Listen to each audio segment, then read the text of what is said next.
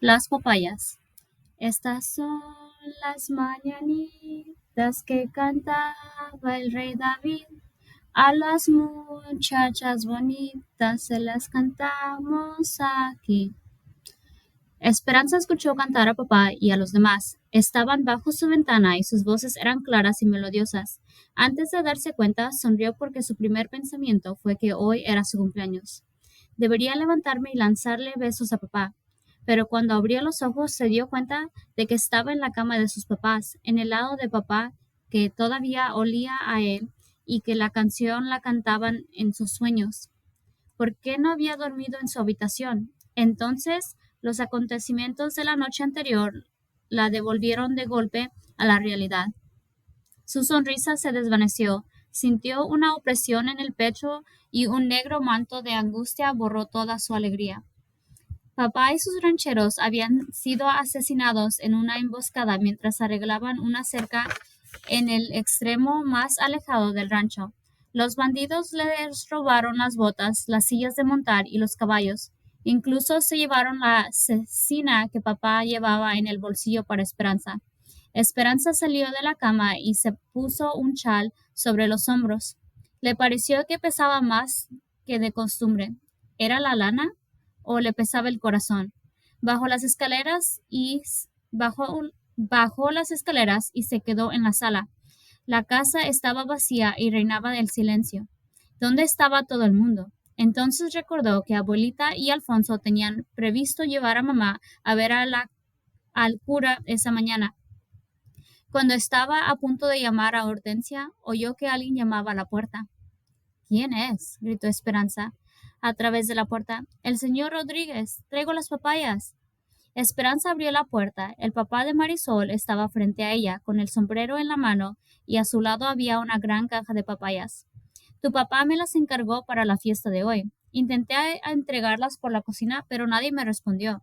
Esperanza se quedó mirando al hombre que había conocido a papá desde que era niño. Luego miró las papayas verdes, amarillas en las partes más maduras. Sabía por qué las habían encargado, sabía por qué las había encargado papá. La ensalada de papaya, coco y limón era la favorita de Esperanza y Hortensia la preparaba todos los años en su cumpleaños. Su rostro se descompuso. Señor, ¿no se ha enterado? Mi, pa- mi papá ha muerto. El señor Rodríguez se quedó mirándolo, sin comprender. Luego dijo, ¿qué pasó, niña? Temblando, Esperanza tomó aire. Mientras le contaba la historia, vio cómo el dolor invadía el rostro del señor Rodríguez mientras se sentaba en el banco del patio, negando con la cabeza. A Esperanza le pareció que estaba en el cuerpo de otra persona viendo una escena muy triste, pero incapaz de ayudar. Hortensia salió y rodeó con su brazo a Esperanza. Saludó con la cabeza al señor Rodríguez y luego llevó a Esperanza escaleras arriba al dormitorio. Papá encargó las papayas, sollozó Esperanza. Ya lo sé, susurró Hortensia, sentada al lado de su cama, arrullándola. Ya lo sé. Los rosarios, las misas y el funeral duraron 3 días. Muchas personas a las que Esperanza no había visto nunca llegaron al rancho a dar sus condolencias. Cada día traían comida como para alimentar a 10 familias y había tal cantidad de flores que su fragancia abrumadora les dio a todos dolor de cabeza, hasta que Hortensia tuvo que retirar los ramos. Marisol vino varias veces con sus papás. Delante de los adultos, Esperanza imitó los modales refinados de su mamá y aceptó el pésame de Marisol. Pero en cuanto pudieron, las dos niñas pidieron permiso y se subieron a la habitación de Esperanza, donde se sentaron en la cama y agarradas la mano lloraron al unísono. Durante el día, la casa estaba llena de visitantes y sus murmullos. Mamá era amable y atenta con todos, como si ocuparse de ellos diera un sentido a su vida. Pero por la noche la casa se quedaba vacía. Las habitaciones parecían demasiadas grandes sin la voz de papá, y los ecos de las pisadas agrandaban la tristeza de todos. Abuelita se sentaba en la cama de mamá todas las noches y le acariciaba la cabeza hasta que se dormía. Luego se sentaba en el otro lado y hacía lo mismo con Esperanza. Pero después Esperanza se despertaba por el llanto quedó de mamá, o esta se despertaba por el llanto de Esperanza, y entonces se abrazaban y no se separaban hasta el amanecer. Esperanza no quería abrir sus regalos de cumpleaños. Cada vez que miraba los paquetes, recordaba la alegre fiesta que habían pensado celebrar. Finalmente, una mañana mamá insistió. A papá le habría gustado. Abuelita le pasó a Esperanza todos los regalos y ella los fue abriendo y dejando metódicamente sobre la mesa. Un bolso blanco para los domingos con un rosario dentro de Marisol, una cuerda hecha de cuentas azules de Chita, el libro Don Quijote de abuelita, un lindo chal bordado de mamá para algún día. Finalmente abrió la caja que ella sabía era la muñeca. No pudo alejar de su mente la idea de que era lo último que papá le regalaría. Con manos temblorosas levantó la tapa y miró dentro de la caja. La muñeca llevaba un vestido blanco de tejido fino y un rebozo de encaje blanco sobre el pelo negro. Los enormes ojos de porcelana miraban anhelantes a Esperanza. Oh, parece un ángel, dijo abuelita, sacando el pañuelo de la manga y secándose los ojos. Mamá no dijo nada, solamente extendió la mano y tocó la cara de la muñeca. Esperanza no podía hablar. Sentía que su corazón se había agrandado y le hacía tanto daño que le ahogaba la voz. Estrechó a la muñeca contra su pecho y salió de la sala, dejando los demás regalos. Tío Luis y tío Marco iban todos los días al estudio de papá para ocuparse de los asuntos de la familia. Al principio se quedaban solamente unas horas, pero luego empezaron a parecerse a la planta de la calabaza que tenía Alfonso en el huerto, cuyas enormes hojas se extendían invadiendo el terreno. Llegó un momento en que empezaron a quedarse mañana, tarde y noche en el rancho, incluso a comer. Esperanza sabía que mamá estaba intranquila por su constante presencia. Finalmente llegó el abogado a leer el testamento. Mamá, Esperanza y abuelita lucían muy distinguidas con sus vestidos negros cuando entraron los tíos en el estudio. Elevando un poco la voz, tío Luis dijo: Ramona, el luto no te favorece. Espero que no te vistas de negro todo el año. Mamá no respondió, pero mantuvo la compostura. Ellos saludaron con la cabeza a abuelita y, como de costumbre, no le dijeron nada a Esperanza. Empezaron a hablar de préstamos bancarios e inversiones. Todo parecía tan complicado que la mente de Esperanza empezó a vagar. No había estado en esta habitación desde que papá murió.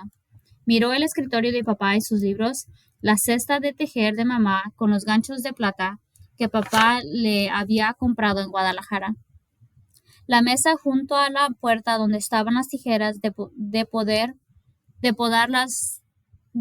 los rosales, y al otro lado de las puertas dobles su jardín. Los papeles de sus tíos estaban desparramados sobre la mesa. Papá nunca tenía así su escritorio. Tío Luis estaba sentado en la silla de papá como si fuera suya. Y entonces Esperanza vio la hebilla del cinturón. La hebilla del cinturón de papá en el cinturón de tío Luis. Era imposible. Todo andaba mal. Tío Luis no debía estar sentado en el sillón de papá. No debía llevar la hebilla de papá con el sello del rancho. Por milésima vez se secó las lágrimas que le resbalaban por la cara, pero esta vez eran lágrimas de rabia. Mamá y abuelita intercambiaron una mirada de indignación. ¿Sentían lo mismo que ella? Ramona, dijo el abogado, su esposo Sixto Ortega les dejó esta casa y todo lo que contienen a usted y a su hija. También recibirá un ingreso anual de las uvas. Como usted sabe, no es costumbre dejar la tierra a las mujeres, y puesto que Luis fue quien le dio el préstamo, su esposo le dejó la tierra a él. Lo que nos pone en una situación un tanto embarazosa, dijo tío Luis. Yo soy el presidente del banco y me gustaría vivir a la altura de mi cargo. Ahora que soy propietario de estas lindas tierras, me gustaría comprarte la casa por esta cantidad. Le pasó a mamá un trozo de papel. Mamá lo miró y dijo, esta es mi casa. Mi esposo quiso que viviéramos aquí. Y la casa vale 20 veces más, así que no la venderé. Además, ¿dónde viviríamos? Ya me imaginé que dirías que no, Ramona, dijo tío Luis, y tengo la solución a tus problemas de vivienda. En realidad, te hago una propuesta de matrimonio. ¿De quién hablará? Pensó Esperanza. ¿Quién querría casarse con él? Luis aclaró la garganta. Por supuesto, esperaríamos un tiempo apropiado. Un año es lo acostumbrado, ¿no? Tú misma debes darte cuenta de que con tu belleza, tu reputación y mi cargo en el banco, seríamos una pareja muy poderosa. ¿Sabías que también estoy pensando en entrar en la política? Me voy a presentar como candidato a gobernador. ¿Y qué mujer no quería ser la esposa del gobernador? Esperanza no podía creer lo que oía. ¿Mamá? ¿Casarse con tío Luis? ¿Casarse con un chivo? Lo miró con los ojos abiertos como platos.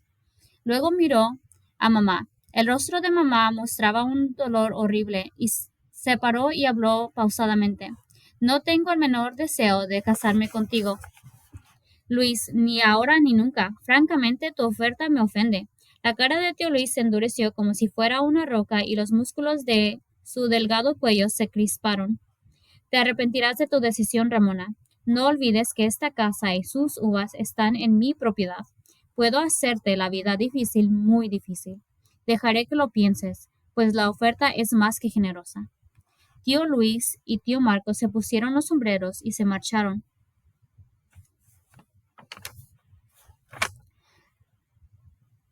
El abogado parecía estar incómodo y empezó a recoger documentos. Buitres, dijo abuelita. ¿Puede hacer eso? Preguntó mamá. Sí, dijo el abogado. Técnicamente él es el propietario, pero podría construir otra casa, más grande y más pretenciosa, en cualquier otro sitio de la hacienda, dijo mamá. Él no quiere la casa, dijo abuelita. Quiere quiere tu influencia. La gente de este lugar amaba a Sixto y a ti te respetan. Si tú fueras su esposa, Luis ganaría cualquier elección. Mamá se puso rígida, miró al abogado y dijo, por favor, dele oficialmente este mensaje a Luis. Nunca jamás cambiaré de opinión. Así lo haré, Ramona, dijo el abogado, pero tenga cuidado, es un hombre astuto y peligroso. El abogado se marchó. Mamá se desplomó en una silla, puso la cabeza entre las manos y empezó a llorar. Esperanza corrió hasta ella. No llores, mamá. Todo saldrá bien. Pero sus palabras no eran convincentes ni siquiera para ella misma, porque lo único que podía pensar era en lo que tío Luis había dicho, que mamá se arrepentiría de su decisión.